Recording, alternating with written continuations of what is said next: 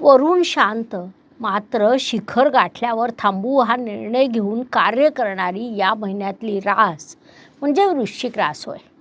राशीस्वामी मंगळदेव म्हणजे साक्षात सेनापती. ते दशम स्थानात म्हणजे कर्मस्थानात आलेले आहेत. एखादा उद्दिष्ट ठरवलं की त्या उद्दिष्टाचा तुम्ही किती सन्मान करतात. इतरांचा विचार करत नाही.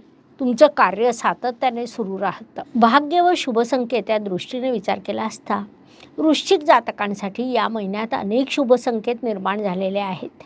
त्यात प्रामुख्याने सांगायचं झाल्यास तुमचे लाभेश भाग्यस्थानात विराजमान आहे. याला आपण अत्यंत मोठा शुभसंकेत म्हणू शकतो, कारण यामुळे भाग्यातून लाभाची प्राप्ती होत असते.